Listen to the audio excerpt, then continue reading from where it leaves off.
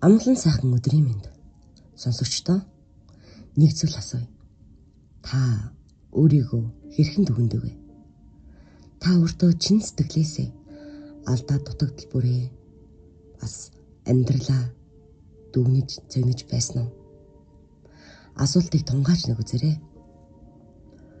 Хүн төгс биш байх тусмаа бусдад таалагддаг. Эргээд өөртөө таалагддаг ажээ.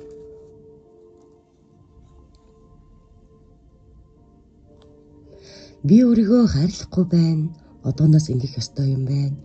Ийм бай гэж нэг удаа олж хараад бүх зүйл өөр болчихгүй. Өнөөдөр их хүртэл амьдарч ирсэн, сонгож ирсэн, сэтгэж ирсэн хэв маягаа өөрчлөхгүй юм бол юу ч өөрчлөгдөхгүй. Гэтэл өнөөдрийг хүртэл тогтчихсан байгаа энэ хэв маяг маань 20-30 жилийн үйл явцын үр дүн шүү дээ. Тиймээс үүнийг өөрчлөхөд тийм амар байхгүй. Өөрийгөө харуулах, тухтай бүсээс гарах, сонголтын өмнө ирэхээс айж зогтдог бол энэ нь миний зуршил болчихсон байгаа.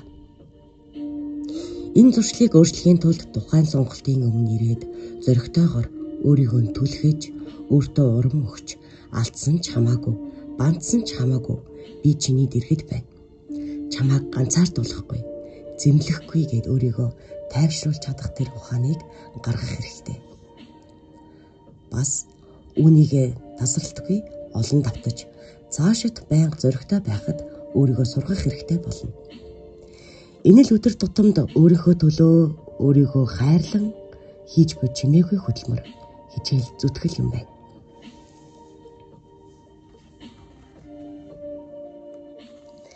Хийж байгаа үйлдэлд төдийгүй зориг, хүслийнхээ цаад шалтгааныг тунгааж, анзаарч байх нь өөрийгөө жинхнээсээ хинбэ гэдгийг танихад туслана. Би яагаад энэ зүйлд ингэтлээ баярлав? Яг юунд би уурлаад байна? Яг юунд миний бах ханаад байна? Яагаад би энэ хариу үйлдэл үзүүлв? Энэ бүхэн болсноор миний сэтгэлд яг юу болж байна? Би эцэст нь юу олж авах гээд ийм зүйлийг мөрөөдөж зорж байна вэ? Гэх мэтээр үргэлж өөрөөсөө асууж, өөрийнхөө сэтгэл хөдлөл, шийдвэр, үйлдэлүүдийг ажиглаж бай. Тэгвэл бусдыг үг үйлдэлж, бах анхаарч, өөр рүүгээ л анхаарлаа төвлөрүүлж харахад нь туслана. Ингэснээр бас олон асуудлын зангилаа тайлагддаг. Хүнийг таньж сурахад бас туслах ажээ.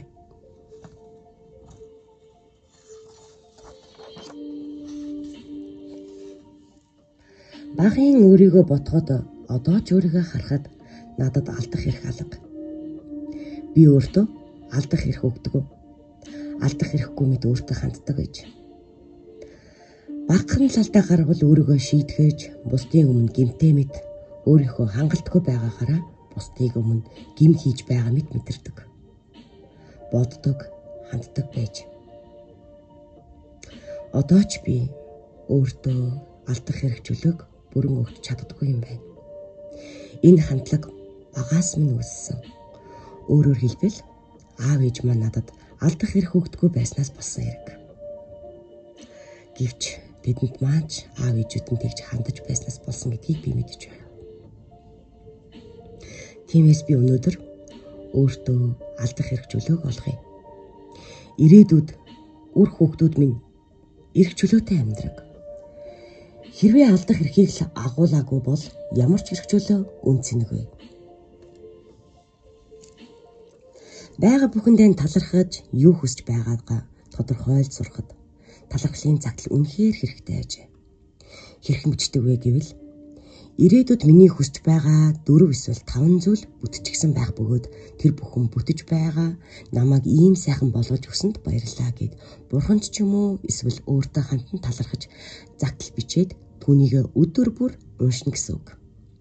Тэр загтлын ачаар би амьдралдаа олон сайхан зүйлсийг өөртөө татсан гэж бодож байна. Тэгээгүй ч байсан ч сэтгэл санаа минь үнэхээр сайхан байна. Ганцхан энэ амар амгалан жаргал байхад ингээд болсон ч яах вэ? Би ганцаараач цаашаад алцахгүй гэдэгтээ өөртөө итгэж байна.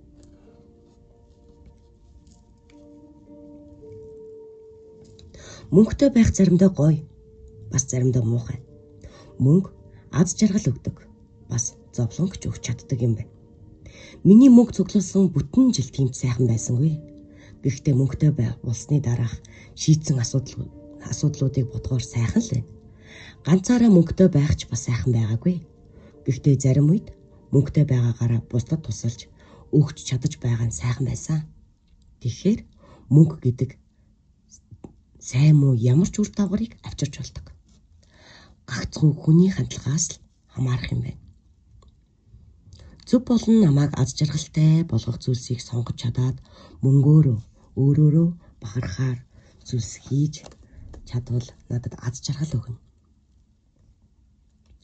Харин эсрэгээрээ араас нь улаар нь зүтгэж олж авахын төлөө юу ч хамаагүй хийвэл хинт ч хэрэггүй ял болон хувирч болох ажээ.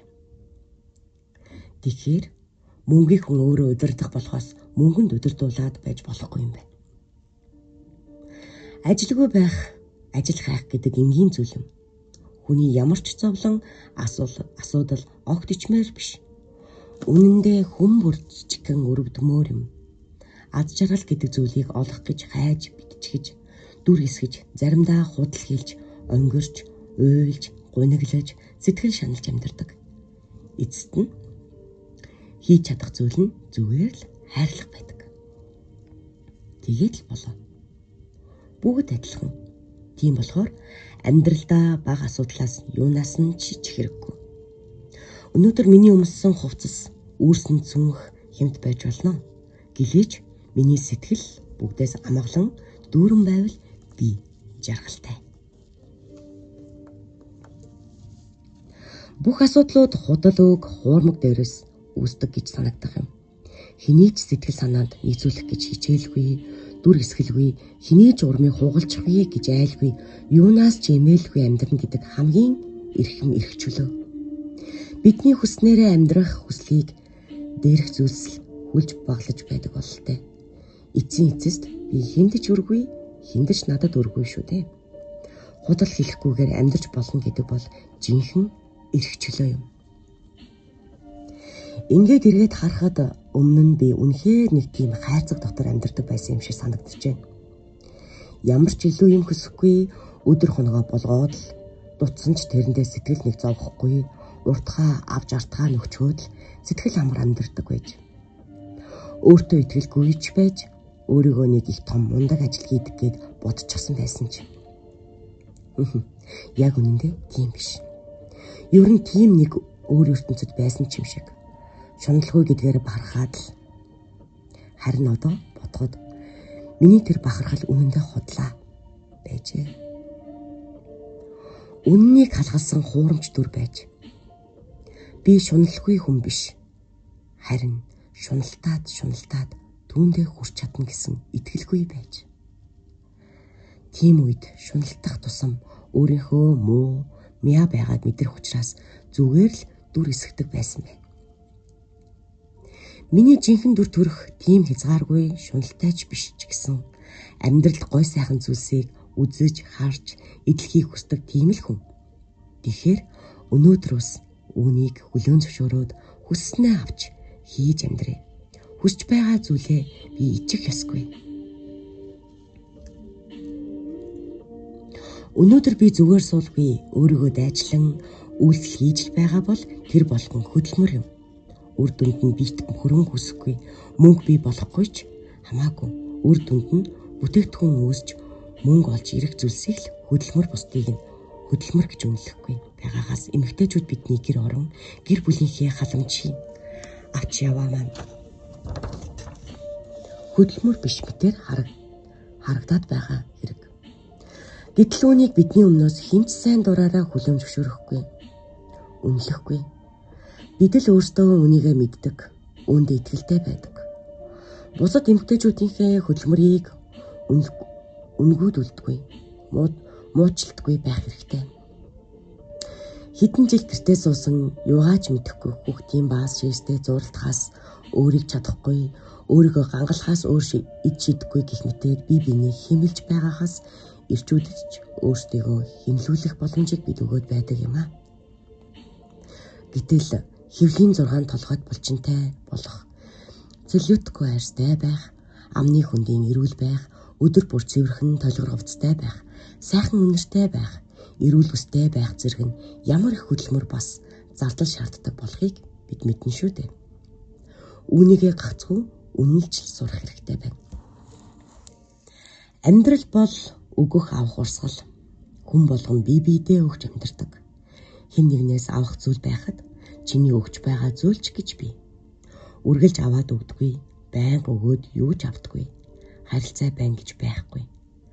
Гагцхүү өгч авч байгаа зүйлсээ хүмүүс өөр өөрөөр хэмждэг гэж.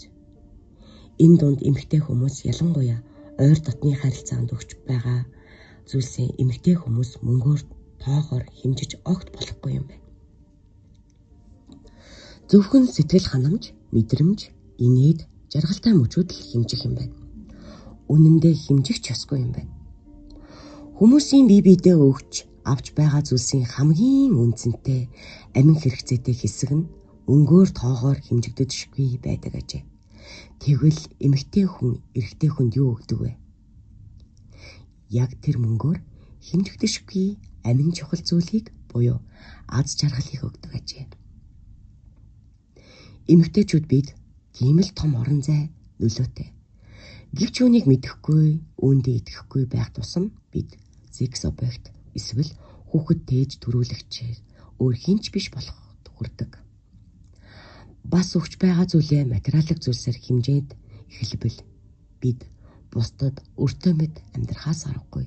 Бидний бусдад өгч буй бүхний ихэнх нь нүдэнд харагдаж гарт баригдахгүй, мөнгөөр хэмжигдэхгүй болохоор л бид юу ч өгч чадахгүй байгаа юм шиг. Өртөө юм шиг, хинт ч хэрэггүй юм шиг, эрчүүдийн хэмжээнд хүрэхгүй байгаа юм шиг санагддаг юм. Гэхдээ бид өөрсдөө жаргалтай байвал хүнд жаргал өгнө гэж үгүй. Тиймээс хамгийн түрүүнд бид өөрсдөө хинээс ч хамааралгүй аз жаргалтай байж сурах хэрэгтэй. Бид хайрлахын тулд хайрлуулж, жаргахын тулд бусдыг өгсөн жаргалын тултал эдэлж, жинхнээсээ амьдрах хэрэгтэй юм байна. Тэгэхээр хинч надад үргүй, би хинд ч үргүй, би зүгээр л аз жаргалтай болъё. Эмэгтэй хүн бол аз жаргал юм.